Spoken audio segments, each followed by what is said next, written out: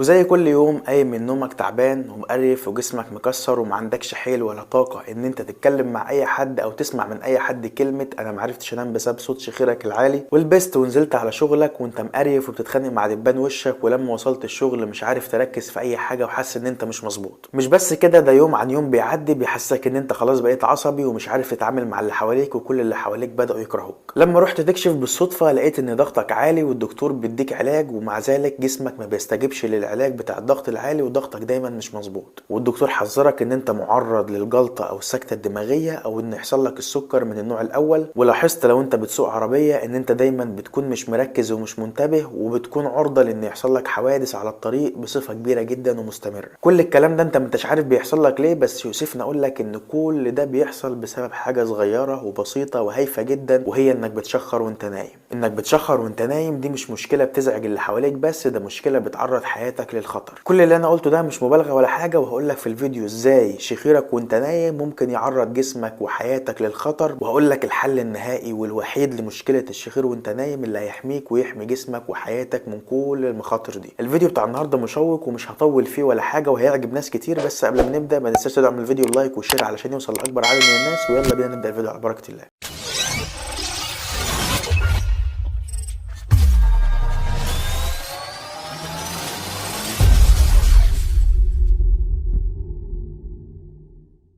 زي ما انا قلت لكم، مشكله الشخير وانت نايم مش بس بتزعج اللي حواليك، لو حد قاعد معاك في الاوضه هيقوم يشتكي دايما ان هو مش عارف ينام بسببك. المشكله الاكبر من كده انها بتعرض حياتك للخطر. تخيل كل الحاجات اللي انا قلتها لك في مقدمه الفيديو دي ممكن تحصل لك فعلا بسبب الشخير وانت نايم. انك بتشخر وانت نايم مش هي دي المشكله الاساسيه، ولكن دي بتكون جزء من مشكله كبيره اسمها انقطاع النفس اثناء النوم. ممكن وانت نايم يحصل لك انقطاع عن النفس لفتره قد تصل ل 15 ثانيه كاملين، والعدد مرات انقطاع عن النفس قد تصل ل 200 مره انقطاع عن النفس. كل الدراسات حوالين العالم بيقولوا ان في 50% من الرجاله معرضين لان يحصل لهم شخير اثناء النوم بصوت عالي، و24% من النساء بيحصل لهم الموضوع ده. بس بعد سن ال50 بيكون نسبه الرجاله اللي بيشخروا وهم نايمين بتساوي نسبه الستات اللي بيشخروا وهم نايمين. وزي ما انا قلت لكم ان المشكله مش في وانت بتشخر وانت نايم، المشكله اكبر من كده بكتير.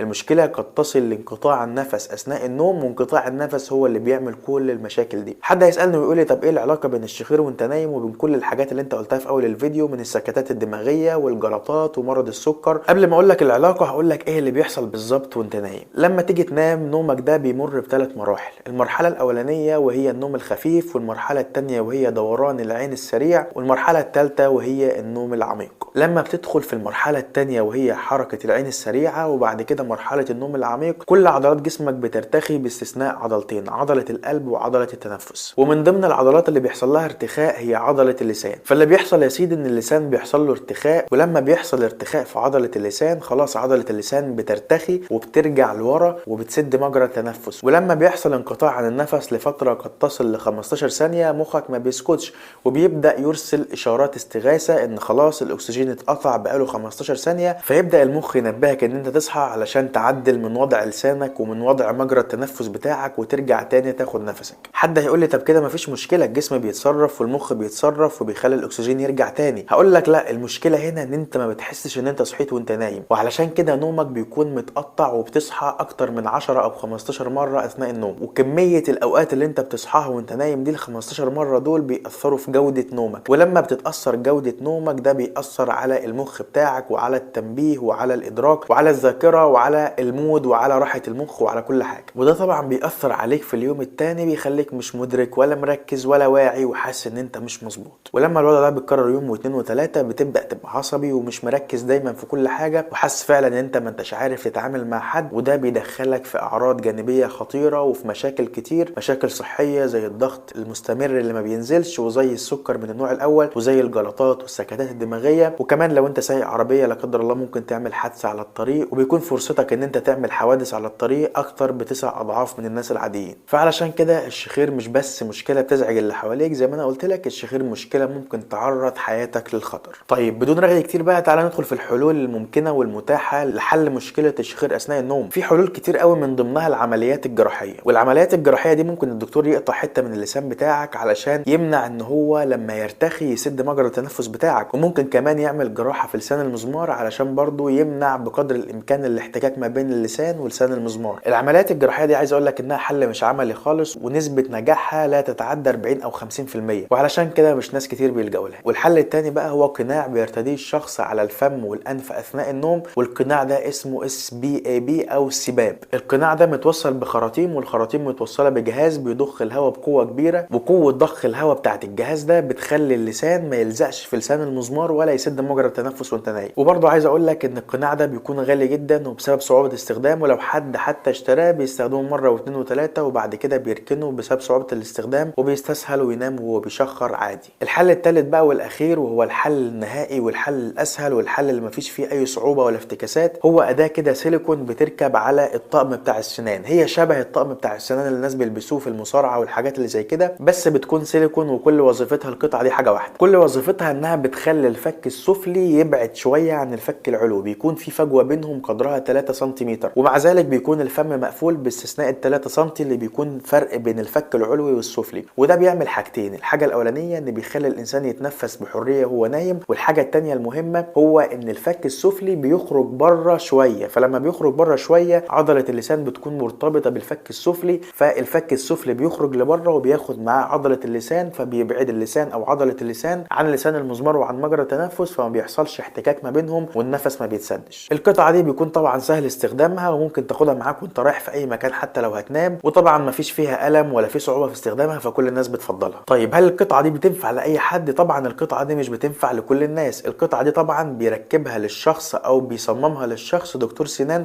بيكون محترف وبيكون مدرب على الموضوع ده، وبياخد مقاسات السنان طبعا بعد ما يشوف ان الشخص مناسب للموضوع ده، وبعد ما ياخد موافقته بياخد مقاسات السنان وبيودي المقاسات للمختص، والمختص هو اللي بيصممها له وبيجيبها له، وبعد كده الدكتور بيوريه ازاي يستخدمها وازاي يعمل لها صيانه كمان. الناس بقى اللي ما ينفعلهمش القطعه دي الناس اللي عندهم سمنه زياده جدا جدا، لان الكثافه بتاعه الفم بتكون كبيره، فالقطعه دي مش هتقدر انها تاخد الفك السفلي اللي وزنه تقيل وتخرج بيه بره شويه. ومش بس دول، ده كمان الناس اللي عندهم مشاكل في الفك السفلي ومش هيعرفوا يستخدموا الاداه دي. طبعا احنا نسينا نقول حته مهمه جدا، وهي ان كل الحاجات اللي احنا قلناها دي بعد ما بنستبعد موضوع ان يكون في مشكله في الجيوب الانفيه او مشكله في الحلق، لان لو في مشكله او انسداد في الحلق برضو بيعمل موضوع ضيق التنفس او انقطاع النفس وانت نايم او صوت الشخير وانت نايم. وكمان لو حد عنده جيوب انفيه برضو بيكون سبب في ان يحصل له انقطاع النفس او الشخير وهو نايم. لو حد عنده لحميه فبيروح لدكتور علشان يعالجها جراحيا، او بياخد ادويه من الصيدليه علشان برضو اللحميه دي، وعلشان يدي حريه اكتر للنفس في ان يدخل للرئه بكل سهوله من غير اي صوت او صوت شخير. انا حبيت اتكلم في الموضوع ده بالذات لان الموضوع ده زي ما قلت لك مهم جدا وممكن يعرض حياتك للخطر، ولو ما انتبهتش ليه هتحس ان انت حالتك بتسوء كل يوم عن التاني اكتر واكتر، وهتحس ان انت في يوم من الايام بقيت مش مركز ومش مظبوط ومش عارف تتعامل مع حد وعصبي جدا. ده كان الفيديو بتاعنا النهارده، فلو عجبكم ما تنسوش تعملوا لايك وشير علشان الفيديو يوصل لاكبر عدد من الناس، ولو لسه ما اشتركتش في القناه اعمل اشتراك عشان لما ننزل فيديو زي كده يوصلك باشعار اول باول. كان معكم دكتور اسلام محمد، كان الصيدليه، والسلام عليكم ورحمه الله وبركاته.